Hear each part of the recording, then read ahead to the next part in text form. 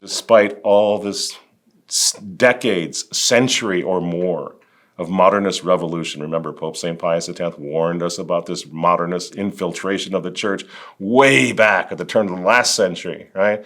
Despite it all the time, all the water under the bridge, there is at this moment still left a massive global resistance, Catholic resistance, which every one of us has the honor to be a part of, whether we're in the society or not.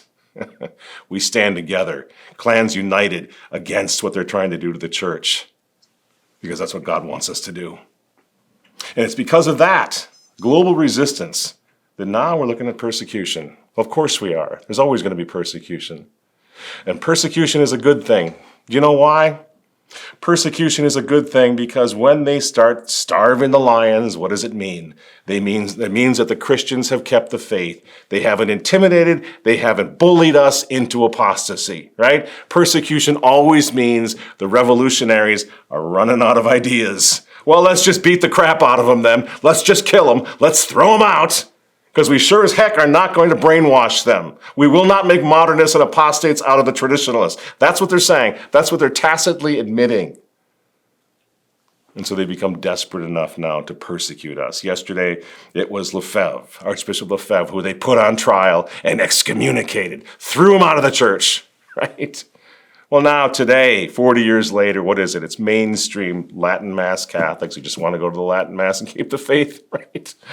And tomorrow, you know what it's going to be? Tomorrow it will be any Catholic who refuses to go along with the homo-synodal revolution in the church as figureheaded by guys like Jimmy Martin, right?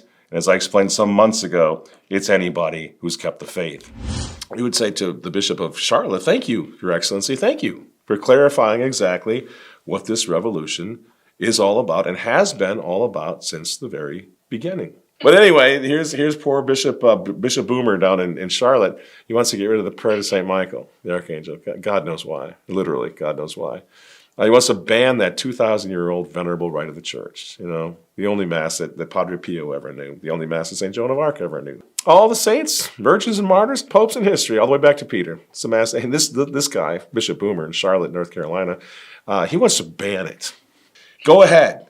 Make profits out of Archbishop Marcel Lefebvre. Please, make my day. Make my father into a prophet, because he knew you were coming. Make Dietrich von Hildebrand into a prophet, won't you?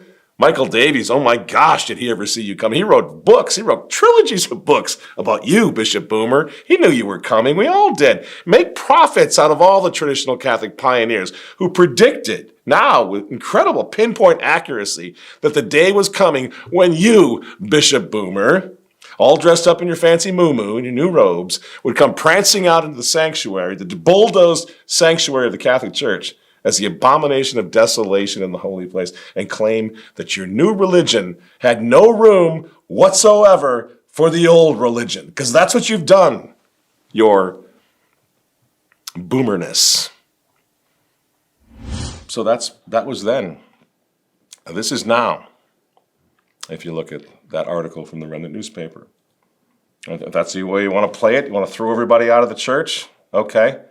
Well, the SSPX just went ahead and purchased 26 acres of land in Iron Station, North Carolina, to build a massive traditional Catholic enclave right on the front doorstep of Bishop Martin. They're going to preserve the faith one way or the other, because that's what the order is of the law. That's what we are obliged to do before God until sanity is restored in this ridiculous synodal church of nonsense and apostasy. And see, that's the problem, friends. That's the problem the Vatican has with the Society of St. Pius X.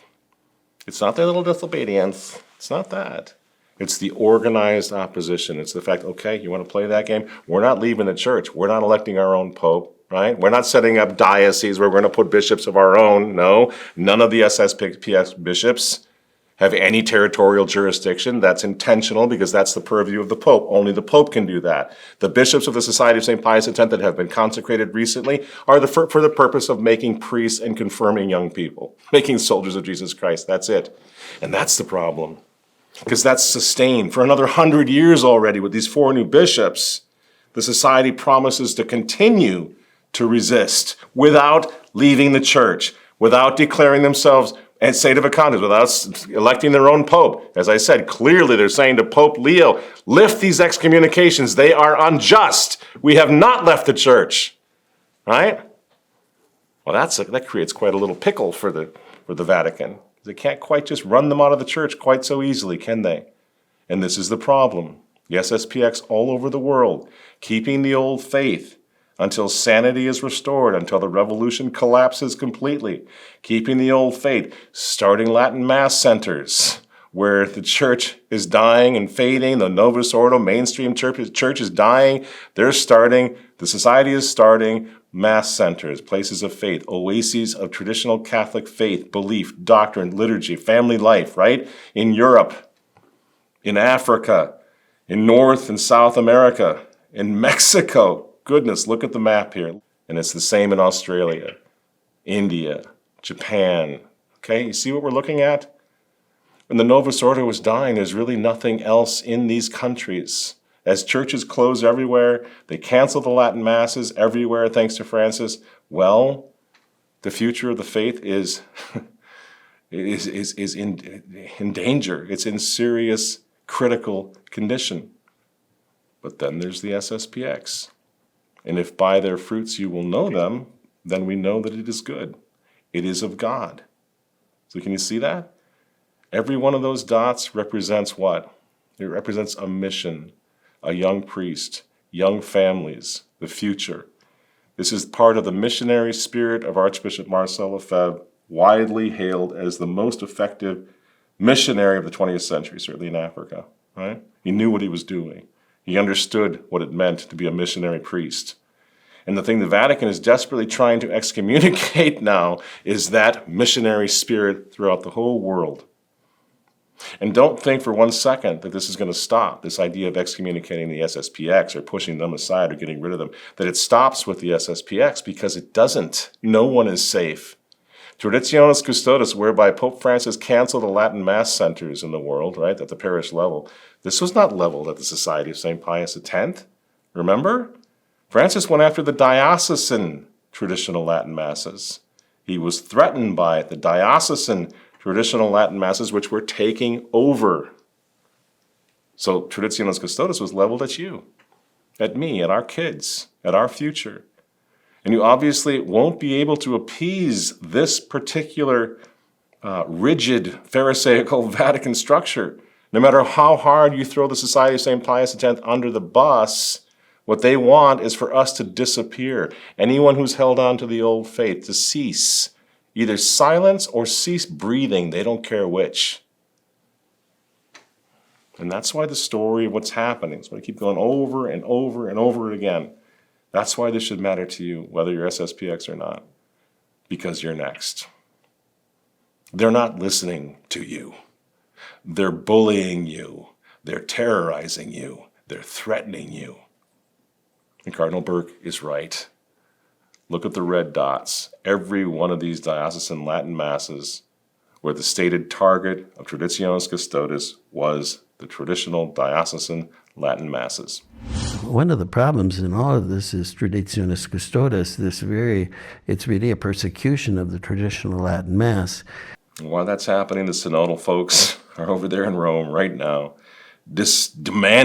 absolutely demanding obedience from all of us, even after they themselves have given an example of sustained disobedience to God's law, to the laws of the church, to the Mother of God, even to natural law. Last year, you decided to allow Catholic priests to bless same-sex couples. That's a big change. Why? No, what I allowed was not to bless the union, but to bless each person. Why not? And joining us now is ABC News papal contributor and consultant to the Vatican, Father James Martin. Good to see you, Father. Good to be with you. This is a milestone for the Catholic Church, but it still comes with limitations. Can you explain? Yeah, sure. So we're able to bless same-sex couples, but it can't look like a marriage. It can't look like we're doing a wedding where we're in liturgical vestments and they're exchanging vows and things like that. So it's a little more informal. It's just, asking God to bless the couple. Think about this, friends. Years before Fiducia Supplicans, greenlit the blessing of homosexual couples that made Jimmy Martin so happy. The Vatican was busy refusing to obey Our Lady's command to reveal the third secret of Fatima. Do you remember? Eventually, the traditionalists were raising such a hubbub and resisting and trying to out the fact that they were disobeying the Mother of God that the Vatican finally trotted out sort of a doctored up version of the third secret, which even Mother Angelica, God bless her, publicly doubted back in 2001, the 2001 broadcast of Mother Angelica Live, which I saw live, which was very interesting. Mother sat there and she read the rather trumped up, edited, let's say, third secret of Fatima. And she said, I'm with those who don't believe this is the real third secret of Fatima. God bless her. And do you know why they were so worried about the third secret of Fatima? I remember Malachi Martin told me this years ago because he said he had read it. I don't know if he did or not, but he said he had read it. Lots of people really, I think, understood what it was. The third secret of Fatima is essentially an indictment of the entire revolution of Vatican II. You're being betrayed into thinking you're following God and you're following the devil. We can say from the testimony of people who have told us the secret concerns the Second Vatican Council. The secret concerns the Vatican itself. That is the testimony of Cardinal Chappi, who was the papal theologian to Pius XII, John XXIII, Paul VI, John Paul I, and John Paul II, before he died in 1996. Here you have the papal theologian, there's only one at a time, telling us, in the third secret, among other things, it is foretold the great apostasy in the church begins at the top. So that's what they were doing. That's the example of obedience that the Vatican and the popes had shown for a long time, even against the Mother of God herself. So now, because remember, Fatima is full of, if you do this, it's very conditional. Do the first Saturdays.